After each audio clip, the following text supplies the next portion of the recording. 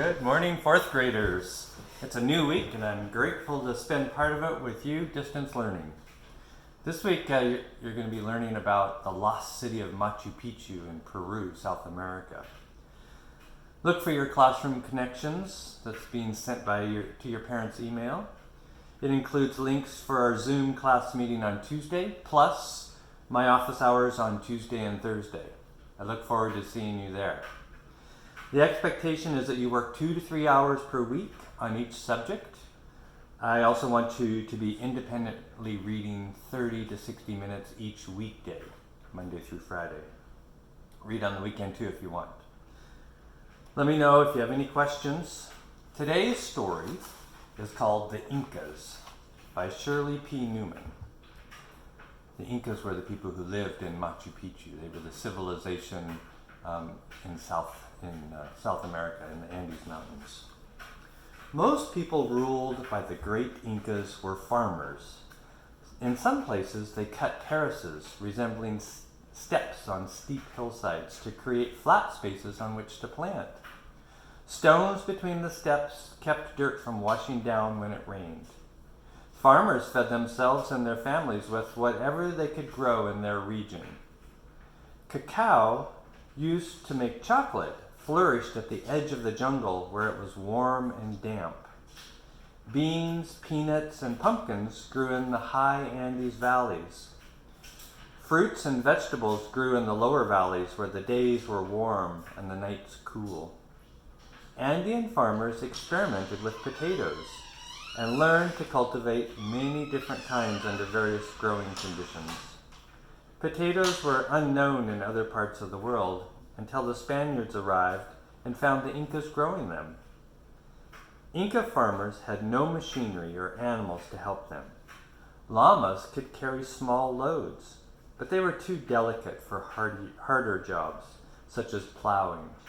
Farmers used a simple digging stick or pole with a sharp point to turn over the soil before planting. Wait a second, I almost forgot our amazing words. Repeat after me. Region, cultivate, adobe, and highland. We've already seen region, where it said the farmers fed themselves and their families with whatever they could grow in their region, which is a part of their territory.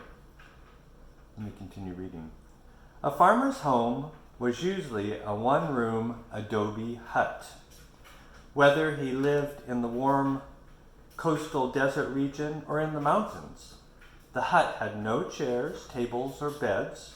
The family sat, ate, and slept on straw mats on the dirt floor. Highland nights were cold, but the hut had no stove or fireplace. The farmer's wife cooked in a shed apart from the house. The stove was made of clay and had 3 openings, so 3 neighbors could cook a one-pot meal at the same time.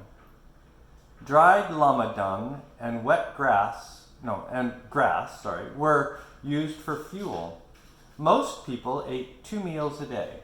Breakfast was cereal or soup. Dinner was also soup made of potatoes, corn, or quinoa, onions, squash, and any other grain or vegetable available. Meat was rarely eaten.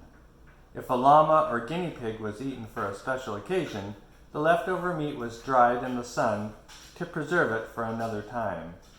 Dried meat was called charqui and is still eaten in Peru. The English word jerky comes from that Quechua word. Charqui, jerky. That sounds similar. Inca farmers devised a way of freeze-drying potatoes so they could be stored for as long as 5 or 6 years without spoiling. They set the potatoes out in the freezing night air and defrosted them the next day in the warm noonday sun.